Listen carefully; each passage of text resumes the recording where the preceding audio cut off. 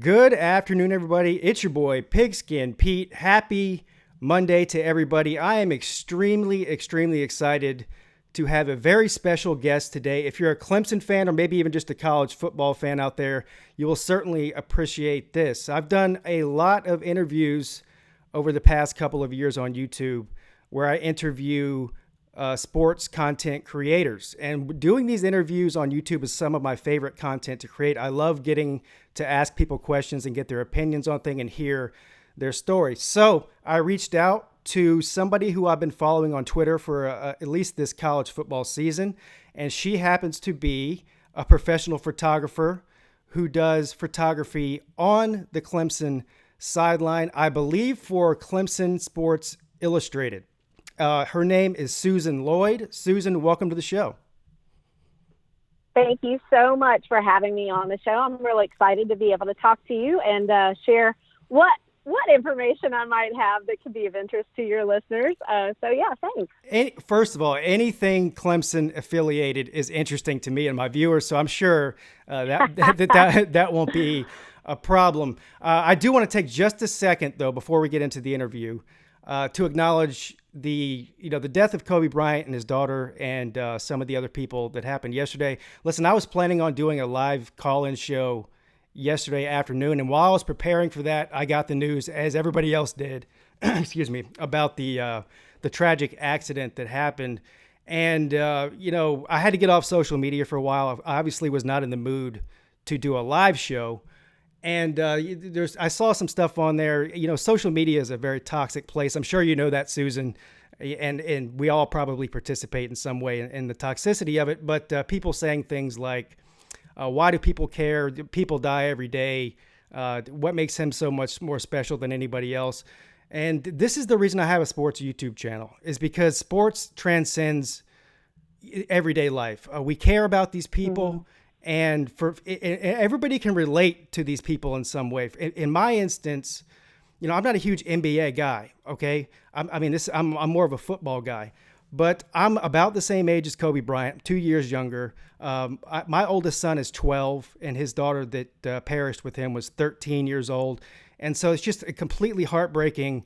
And growing up in a town like Charleston, South Carolina, where I grew up and where I live now. Clemson football, and if you're a Gamecock fan out there, I'm sure you feel the same way. Gamecock football, it's a way for the community to come together. And so these sports figures are very important to society. We may not know them, but we feel like we know them. And so I just want to acknowledge that. I don't know if you have any feelings that you want to share on that before we get into the interview here. Well, yeah, I echo everything that you just said. I'm not an athlete, but my father played every sport he possibly could play. My brother grew up playing tennis. We were, exposed to sports throughout our entire life. And then I married someone who's very athletic, and my children are too. My husband coached my daughter's basketball team from the time she was in elementary school through middle school. So obviously, the news yesterday struck me in a little different way. I have to stop myself from going too far down that lane because it becomes very emotional. But everybody can connect in some way to that story and to what Kobe did for sports in general, not just the NBA, but for sports in general. And so, yeah, such a horrible tragedy and such a high profile person, to diminish that in any way just doesn't make sense to me. And obviously we all feel pain when we lose someone. It is devastation. But that in a way is how we are connecting in this situation as well. Absolutely. That's very well said. Now, when I woke up this morning, obviously it was a pretty somber day yesterday in the sports world. And when I woke up this morning, I was actually happy to know that I was going to be coming on with you today to talk about something a little bit more lighthearted and a little bit more positive with all the stuff that's going on. So I appreciate you stopping by originally anyways, but I appreciate you doing this even more when the news cycle is being dominated by this tragedy. And maybe we can escape for a few minutes here and talk about something positive. And you are the positive influence today. So Well, thank you. I do my best. All right. So, I don't want you to give away your address or your phone number or anything, but from what I could tell on your Twitter profile is, I don't know if you're from Charleston or you live in Charleston or both. I live in Charleston. I grew up in the upstate of South Carolina in a little town. It's called Simpsonville, which is not such a little town anymore. It was Right. a little town when I was there. But yeah, I grew up there, and actually I'm a graduate of Erskine College, Okay. which is not too far away from that area of Clemson and the upstate, and then moved here right after graduation. And I've been here ever since. And we're not going to talk about how long that is. Okay, Okay. that's fine. So I was born in Charleston in 1980. I lived here my whole life. I love the city of Charleston, the area of Charleston, and the entire state of South Carolina. Obviously, I grew up in a Clemson family. My oldest sister was a Rally Cat, which was I don't know if they still have Rally Cats anymore. That's something I did want to ask you since you're on the sideline. They still have cheerleaders, but the Rally Cats, at least in the 80s when my sister was there, was a dance team. And of course, they were alongside the cheerleaders, but they did the dance routines at the football games and the basketball games and everything. Do they still have Rally Cats? Do you know that? I'm going to be real honest. I'm not sure what they call them. I know that the band has a dance troupe, and a girl that graduated with one of my kids from Charleston County School of the Arts a few years back, she was on that team for a while at Clemson, and they do a great job, and I'm not sure, but I think they're the ones who dance right before the fourth quarter. I'm sure somebody's going to know the answer to that. Right. But I do know that they have a dance team. And I know, too, that there are multiple sets of cheerleaders. You have ones right there in front of the students, and then there are some that are further down, closer to the west end zone. Right. So my sister was a Rally Cat in the mid 80s, which at that time I was just a young boy. I was 5-6 years old. And that was the first time I ever went to a Clemson game. She took me. She brought me up there for a weekend in 1986, I think it was, during the Duke game. And she took me to a game, and walking into Death Valley as a 6-year-old boy was absolutely breathtaking. And of course, I've been a huge fan ever since. And then my older brother, who's 4 years older than me, he also went to Clemson. And then I ended up marrying a Clemson Tiger, and I dated her while she was going to Clemson. But I still lived here in Charleston. So needless to say, Clemson has been a huge part of my life. It's a huge part of our family. And all the games that I've been to over the years, some great ones.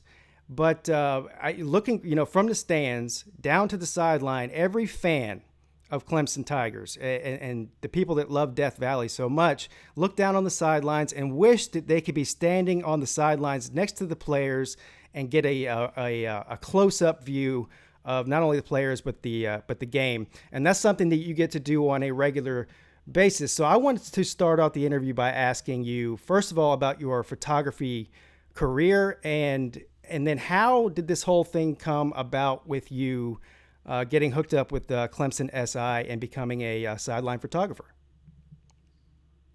Oh, well, I always tell people, because I've had a couple of people ask that question, and I say it's definitely not something that happened overnight. This is a 20-year thing.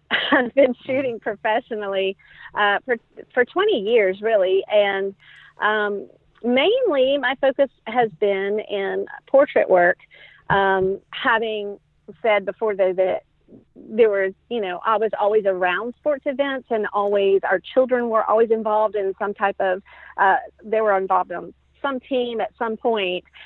That the camera usually came with me for those things too. But as far as like sports exclusive, that was pretty much my experience doing any type of sports photography. It had been mainly weddings, lots of portrait work, which I absolutely love. And, what happened, how this kind of all came about was last season, I knew we were watching a very strong candidate in 2018, very strong candidate for a national championship. Everybody kind of felt it. We saw what was happening on the field. And I thought, it would be really awesome to have a chance to shoot that team just once. just to get that opportunity. And so this has kind of been the way I've always done things. If I want something, I just ask.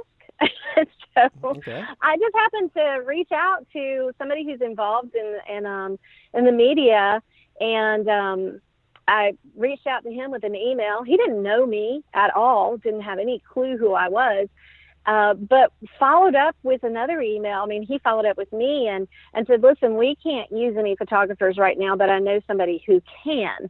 And he put me in touch with another media outlet. And just for that game, I shot for them, and it was great. That was not Clemson SI; it was somebody else altogether. But he arranged for me to get a media pass, and I shot for that game, and it was great. And I was like, "This was fantastic! Lifetime, once in a lifetime event, right? That's what you think. Goal achieved." And then, as things would happen, my name was given to Zach Lentz, who is the publisher of Clemson SI. He's the owner, publisher, manager of all of that. He's technically my boss for that. And my name was given to him when he started looking for someone who could shoot for him on a regular basis. And so that's how that all came about. And I guess whatever I did was, pass the test, where they looked and said, oh, okay, so she does have a clue. She Right. she can actually take a picture that we can, get something from her that communicates. And so that's how that all came about. And it felt like a whirlwind, but truly it wasn't. Like I said, this is like 20 years in the making because I have been shooting for so long. Right. And I can tell just from, looking at you, following you on Twitter that you've been to some of the iconic games. I know you went to the playoff game and the national championship this year, which was, I'm sure, is an awesome experience. Now, but, just from somebody who doesn't know how things work, as far as the rules of engagement, if you're a photographer on the sideline of any college football team. So just give me a little bit of insight into what, if any, interaction are you allowed to have with the players? Is there a designated area where you have to be, or are you allowed to intermingle with the coaches and players on the sideline? I mean, how does that all work? Those are great questions. And I think that's something that a lot of people are curious about. And believe it or not, the NCAA has a lot to say about that. That's where the rules that we live by come from. And so pretty much every game that you're going to shoot for an NCAA school, and football, you are not allowed to shoot between the 25-yard lines on either side of the field. So you can shoot 25-yard line to the end zone on either side of the field. You can get from one end of the field to the other with no problem. You're not going to be restricted from going back and forth, but you cannot pull that camera up to your face and shoot while you're in transit. So, and that I didn't really, didn't review the rules very carefully that first game I shot. And that actually happened where I pulled my camera up and the security guy looks at me and goes, "What are you doing?" I said, "Oh, okay, sorry." So right. I learned very quickly. We are not allowed to shoot in that area. And it makes perfect sense. You just want to keep what's happening there during the game as close to the vest as possible for both teams. We are also not given the opportunity to talk to players, to engage with them, to have, sideline conversation with them. And that's perfectly fine with me as well. I feel like they've got a job to do. I've got a job to do. And that's as far as that's going to go. And the other thing, same thing with coaches. We're not going to be out there chit-chatting with them either. Now, we certainly talk to each other a lot, which Right. is great because you're basically shoulder to shoulder in some of these games with other photographers. So you're going to get to know each other very quickly. But the other thing that we have to be very careful about is that we are not cheering. We are not standing up on the sidelines, rooting the team on. We're not yelling out to referees. We're not fans at that moment. We are professional photographers. Right. Which that leads me to my next question, because I'm sure in the photography community, safety is always an issue when it comes to standing on the sideline next to guys that are 300 pounds and running 25 miles an hour.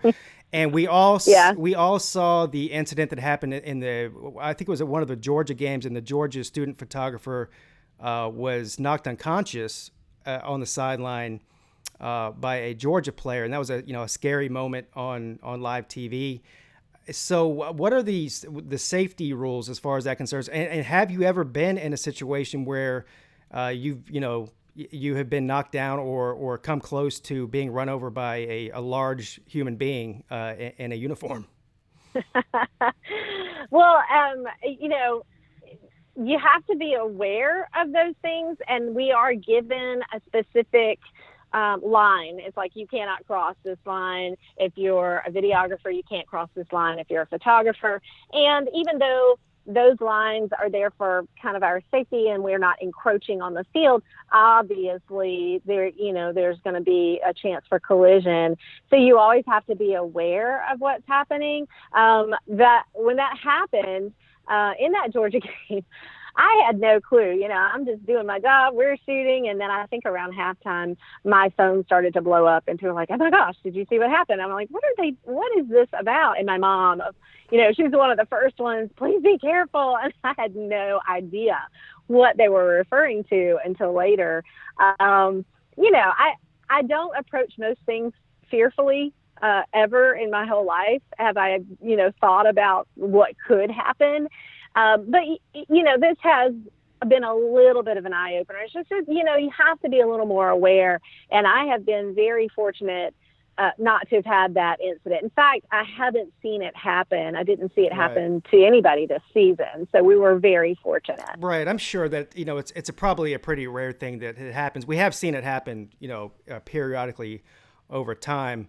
And, you just never, as an outsider looking into a photography job, you don't think of photography as necessarily being a dangerous job. But when you're covering a sporting event like football, where these guys are wearing helmets and pads and running at full speed, you never know. So I completely understand your mom's, concern with that. Now, as far as I know, you're not allowed to talk with the players and coaches and that sort of thing. Has there ever been an instance just in passing, though, that you're able to share with us that you have shared a conversation with a player or a coach, not by your doing, but just sort of in passing? Not really. I mean, I think that it was so funny. I happened to realize the only player that I even have a picture of myself with is Chase Bryce. And that happened just because I was at the ladies clinic. I had already bought tickets for ladies clinic last year before the opportunity to shoot came up. And so, there is a point in time during the ladies clinic at the end, after all the women have gone through the football, the indoor facility there, that several of the players are there and they can kind of say hello or whatever. So I do have a picture with Chase Bryce, but that's about it. That just kind of is how it just doesn't seem to lend itself most of the time, because like I said, we're busy, and they're, especially even afterwards when they're doing interviews, you were just so focused on so many other things at that point in time that it just really rarely ever happens. Okay. Now, this next question is one I've been looking forward to asking you, and there might not be an answer to this, and that's fine too. But do you have any sort of funny stories? Not as far as the players or the coaches, but maybe other photographers, or something that happened on the sideline. It could, maybe it's not even a funny story. Maybe it's somewhere where you felt disappointed or disrespected. I mean, I'm sure anytime you get a group of contemporaries together, you're all working for different companies, but you're all doing the same job. Sometimes personalities don't mix. You might have a disagreement with somebody or something like that. And as not being a photographer, I wouldn't know what photographers would get in an argument about or what they would joke about. But do you have any funny stories or disappointing stories that you're willing to share with us as far as your interaction with other photographers on the sideline? Well, as far as the photographers who typically are shooting Clemson game, I don't have anything. I mean, these guys are great. They are fantastic to work with. They're fun and funny and fun to be around. And so that's good. But I do have a story of something that happened at the national championship game. And I still kind of shake my head and think, why would anybody even do this? But I'm on the sideline, just like everybody else is, and we're crammed in there. There were so many photographers at that game. And so it was really hard to kind of move from one place to the other. But I'm shooting, and there's a gentleman beside me, and I had never seen him before. I had no idea who he was shooting for. I don't know who he's affiliated with, but he's right beside me, and he looks over while I'm scrolling through some of my images, and he goes, when you do that, you're wearing down your battery. And I thought, oh, okay. Well, and I said, well, yeah, I'm sure of that. And he goes, did you bring more batteries? And I said, yeah, I brought several. Well, I hope you brought a charger too. I thought, wait a minute, why?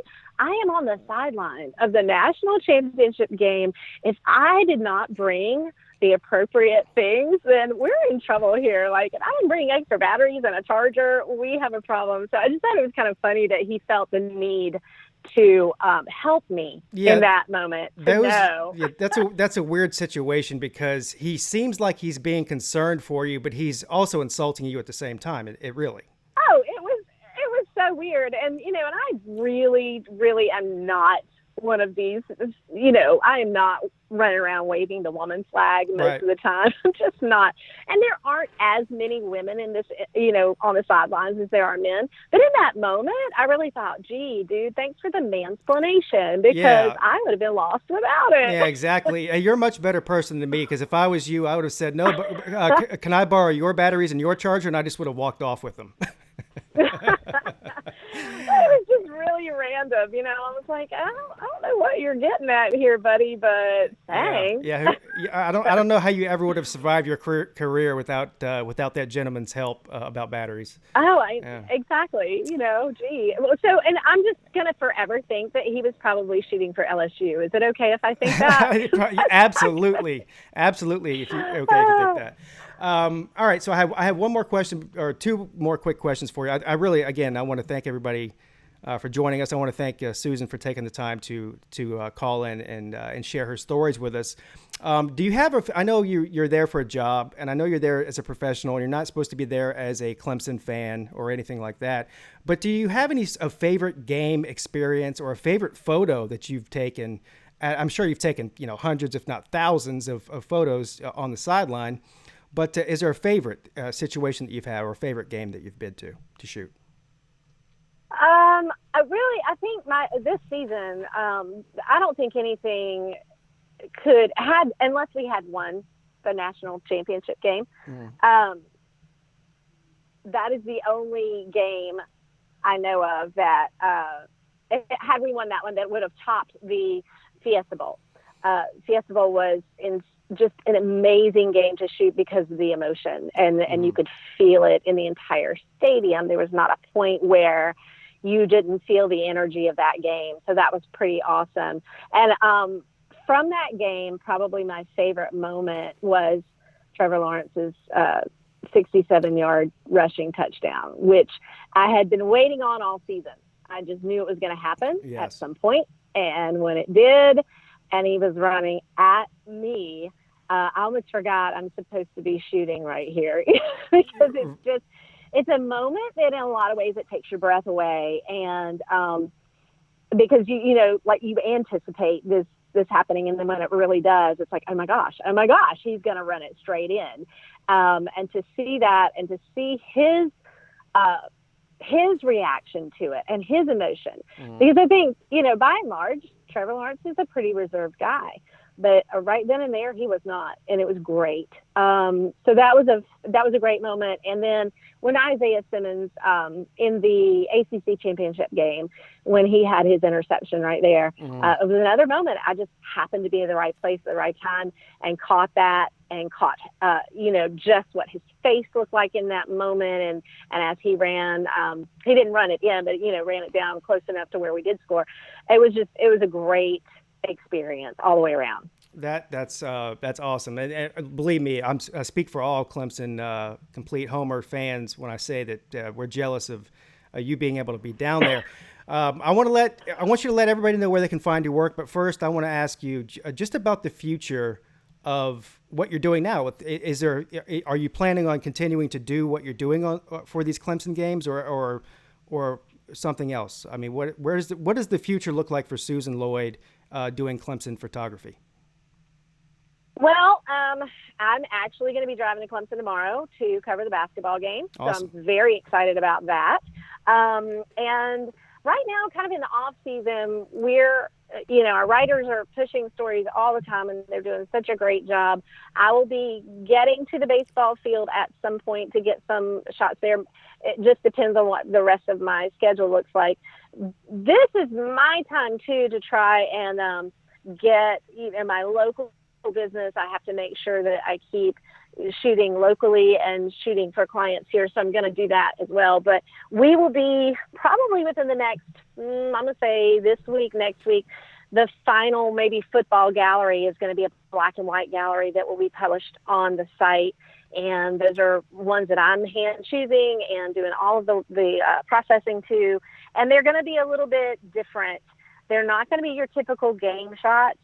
So I'm really excited about those images and the ones that I'm going to be putting in that gallery.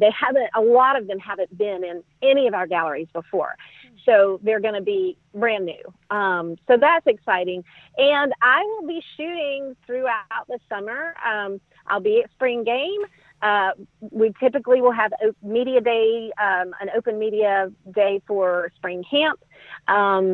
And then maybe hit up a few of the camps this summer. I'm not sure how that's going to pan out just yet, but it goes by so fast because July will be here. And as soon as July gets here and we're talking about football full force again. So, that's going to be my year, and I will be shooting again for Clemson SI, so I'm really excited about that. That is awesome, and I'll be at the spring game. I go to the spring game every year with some guys. We have a guys weekend. I have a buddy that lives up there in Greenville, and we go to the spring game every year. So, are you going to be shooting at the spring game? Do you know that yet? I'm sorry. Would you say that again? At the spring game on April 4th. Are you going to be there? Yes, I will be there for that. Definitely. Awesome. That's great news. So I've seen some of your pictures. I saw some of the black and white pictures that you posted on Twitter. First of all, they're amazing. For anybody who wants to see any of your work regarding the Clemson football, where can they go to find your work? Well, there's a couple of places in particular where they're going to be able to find what I'm doing, and it's on our Instagram page, which is at Clemson_on_SI. So that's the Instagram page. And that's updated maybe once or twice. Once a day, maybe once every other day until things start to pick up. And then I'll put a lot more images on that site. But then on the Clemson SI site, which I'm going to give you that website, you can go to clemsonmaven.io, or people can go straight to the Sports Illustrated site, which is si.com, and just go to the college NCAAF, go to teams, find Clemson. It goes straight to our page. So the galleries from any of the games are posted there. And I'm pretty sure if you go to the search bar and search photo gallery, anything I've done over this season is going to come up. Or they can search by my name. If they search Susan Lloyd, that'll come up that way too. Right, or they could probably do what I did, is go follow Susan Lloyd on Twitter, or at least check. Oh yeah, I totally forgot Twitter. I'm sorry. You can go to Twitter. I don't use Facebook or Instagram as far as my YouTube channel anyway. I don't deal with that, but I do follow you on Twitter, and I know you can go right to her Twitter page, and she has links to Clemson SI on there, and you could probably go find her there if I'm not mistaken. Yes, and it's not under my name. It's at Parker's _Tiger. Right. At Parker's _Tiger. Parker was my dad's name. Right. So my Twitter handle comes from him. So yes, if you go there, follow me there. I'm really active on Twitter. probably a little more than I should be. And I have to be careful with the snark too. I have to kind of reel it back in sometimes. I'm like, whoop, careful, don't, I don't need to go in that direction. But yeah, I'm very active there. So sure, if people follow me there, they'll be able to get to everywhere else. Yeah, she's a great follow on Twitter. Take my word for it. Thank you. Susan, I want to, again, thank you so much for taking the time today. I know a lot of the Clemson fans will be excited to hear your stories, and I really appreciate you, opening up and giving us some insight into what it's like to be on the Clemson sideline as a photographer. Well, again, thank you so much for having me on. This is a lot of fun for me. I can talk photography and football all day long, so it's probably good you limit me on this.